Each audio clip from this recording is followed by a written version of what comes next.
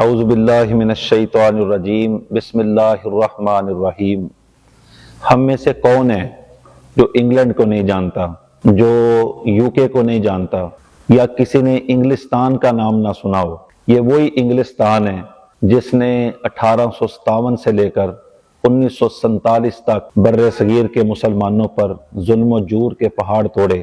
یہ وہی انگلستان ہے جس نے 1857 کی جنگ آزادی کی ناکامی کے بعد 80 سال کے بوڑھے مسلمانوں کے آخری بادشاہ بہادر شاہ ظفر کو نئی دلی سے اٹھا کر نامعلوم مقام رنگون کے قلعوں کے اندر جا کر بند کر کے اور نامعلوم جگہ پر ان کو مرنے پر مجبور کر دیا۔ یہ وہی انگلستان ہے جس نے بر صغیر کا کوئی شہر، کوئی قصبہ، علاقہ ایسا نہیں تھا جہاں پر مسلمانوں کی لاشوں کو نہ لٹکایا ہو۔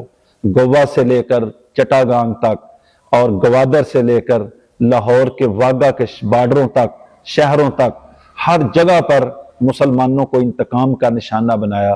100 سال تک ہمیں غلامی کی زنجیروں میں جکڑا اور ان ظالموں کے جبری استبداد سے قائد اعظم محمد علی جناح، علامہ محمد اقبال اور تحریک پاکستان کے مشاہیروں نے، بے شمار شہیدوں کے خونوں نے ہمیں ان ظالموں سے آزادی نصیب کی، اور 1947 کے اندر ہم انگلستان سے آزاد ہوئے۔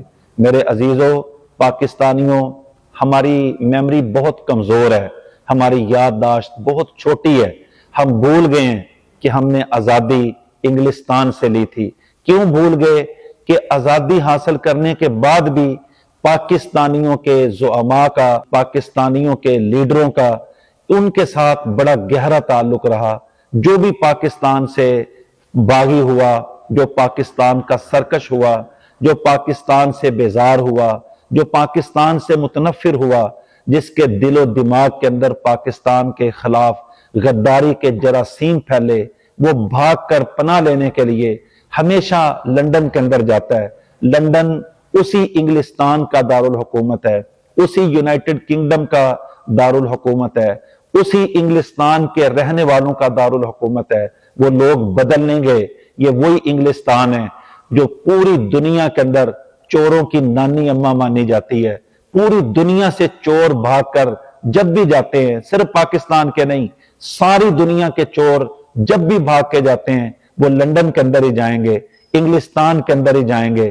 اور بدقسمتی ہے پاکستانیوں کی، پاکستانی عوام کی، اور ہمارے شعور کے اوپر سوالیہ نشان ہے کہ ہمارے مفرور بھاگ کر وہاں جاتے ہیں، جب واپس آتے ہیں تو ہم ان کو مسیحا کے طور پر، امیدوں کی کرن کے طور پر، پاکستانیوں کو کرائسس سے نکالنے کے طور پر آج ہم سمجھ رہے ہیں کہ جن سے ہم نے آزادی لی تھی وہاں سے بھاگ کے آنے والے پاکستان کو بحرانوں سے نکال لیں گے، غلامیوں سے نکال لیں گے، اور پاکستانیوں کو ان کرائسس سے نکال لیں گے۔ میرے عزیز ہم وطنوں، میرے عزیز بھائیوں، پاکستان کے نوجوانوں، طالب علموں، مختلف مکتبہ فکر کے لوگوں، مختلف طبقات زندگی سے تعلق رکھنے والوں، خبردار، آپ کو کبھی بھی انگلستان پلٹ لوگ کبھی آپ کے لیے خیر نہیں لائیں گے، کبھی آپ کے لیے امن نہیں لائیں گے، کبھی آپ کے لیے استحکام اور ڈگنیٹی کا پیغام نہیں لائیں گے، کبھی آپ کے لیے عظمت کی نشانی بن کر نہیں آئیں گے۔ یہ غلامی کا کوئی نیا سوداگر بن کر آئیں گے، یہ آپ کے لیے سیاہ راتوں کے لمبائی کے اندر اضافہ کرنے کے لیے آئیں گے۔ یہ پاکستان پر نئی انٹرنیشنل اسٹیبلشمنٹ کے جو ایجنڈا ہے اس کو امپلیمنٹ کرنے کے لیے تو آ سکتے ہیں، یہ کبھی آپ کی بھلائی کے اندر نہیں آ سکتے۔ میرے بھائیوں، پاکستان کے عوام تھوڑے ہوش کے ناخن لیں۔ آپ دیکھیں جو بھی پاکستان سے بھاگتا ہے وہ لندن کیوں جاتا ہے؟